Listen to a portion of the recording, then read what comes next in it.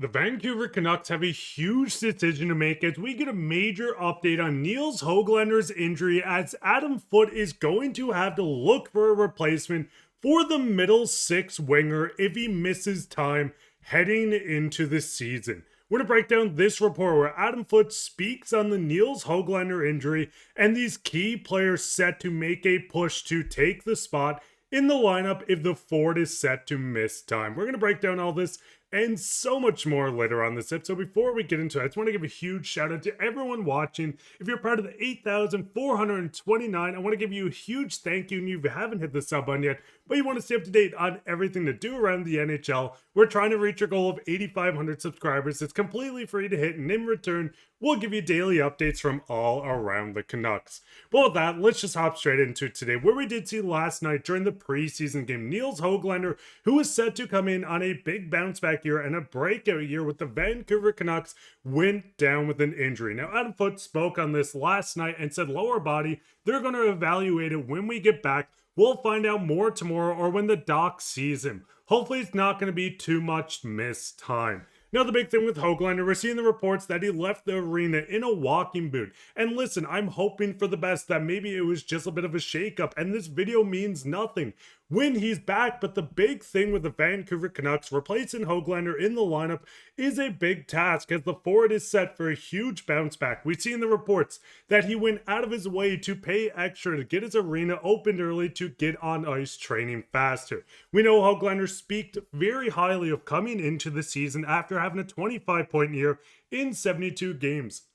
Hoglander is coming in on his extension, so getting the 24-year-old forward back to his 20-goal pace is what the Vancouver Canucks and Nils Hoglander were hoping on going into year 1 of 3, but with this injury, we could see some missed time. Now we're going to break down these players that look set to join this Canucks lineup if they're missing Nils Hoglander and how this affects the team. But the biggest thing is losing him within this lineup, you're losing middle six scoring. Now with this, getting Evander Kane, he does take over that second line position. Jake DeBrusk, Boeser, and Pettersson have all been practicing together, but now finding the replacement for the third line, you could call someone up or just use Nils Aman, as he's not the best on faceoff, so he could slide straight into a spot to be that middle six winger, or maybe Teddy Bluger stays there with someone like Drew O'Connor. But the biggest thing with the Canucks, they have multiple options. The first one going into Jonathan Lekkerimaki. Now, Jonathan Lekkerimaki is a very interesting one.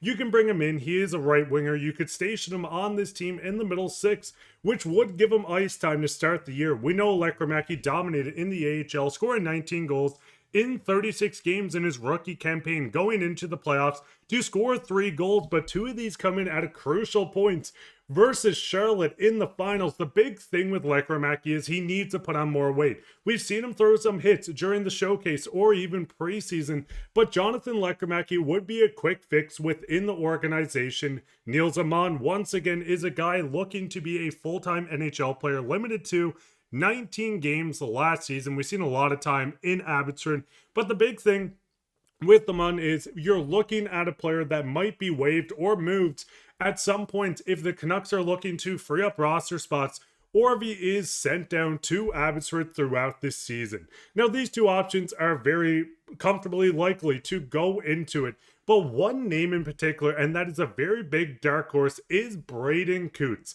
Now, there is one more big name, which we will touch on very soon, but Braden Cootes has been showing why the Canucks took him at 15. His shot looks NHL ready. He doesn't give up on plays. He has a high motor and work ethic. Braden Cootes would be a very interesting one. Listen, we don't want to see any injuries in the preseason or for any Canuck all season. If the entire lineup could play 82 games, that would be incredible. But the big thing with Braden Cootes is this could be of a bit of an addition for him. Yes, we know getting him into the lineup for full-time player this year seems unlikely and would probably hinder his development. But with Cootes, you could call him up, get him in for 8 games, not burn a year off his ELC before sending him back to the Thunderbirds. But getting Cootes a taste of NHL action, letting Allvin and Adam Foote look at the kid and say, hey, we know what he needs to work on. We know how far he's into his development. This gives them the perfect opportunity to really showcase the 15th overall pick and let him showcase himself. Now, going farther down to Abbotsford, there is a lot of other options that you could call up. Max Sasson played outstanding during the run last year. Linus Karlsson set to make the team. Kravtsov is a very interesting one, and even Vilmer Ulriksson.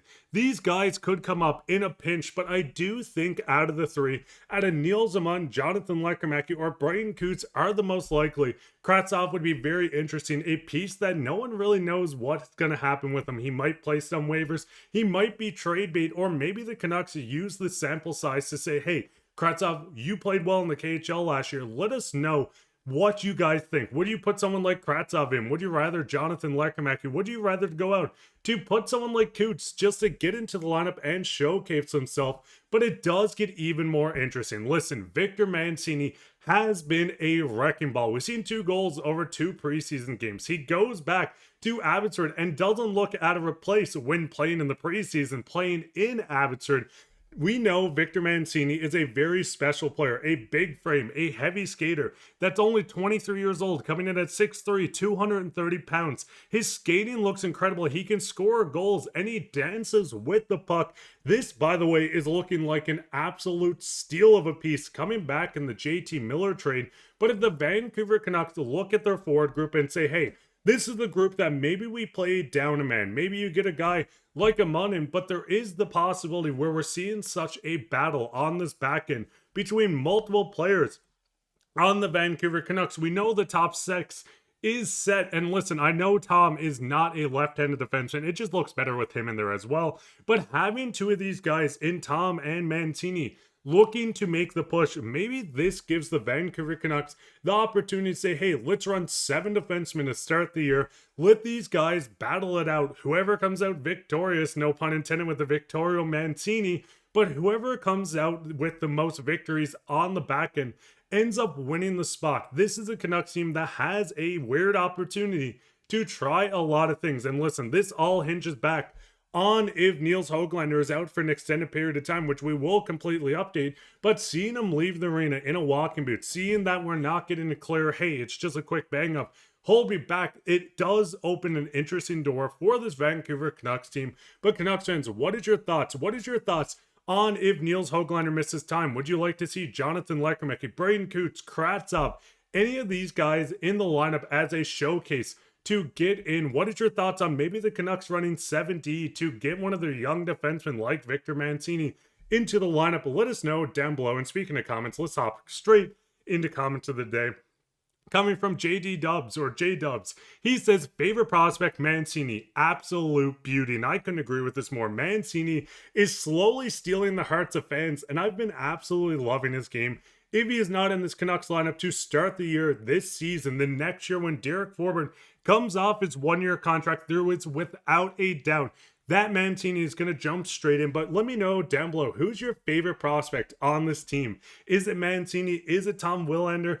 Is it anyone I haven't spoke on? Let us know in the comments. You could be featured on Comment of the Day. While you're down there, leave a like, subscribe, share this with your friends. I'm fighting through a terrible illness right now, so hopefully you guys made it this far and enjoy it. But I've been your host, Mark, and take care, Canucks fans. The season's upon us.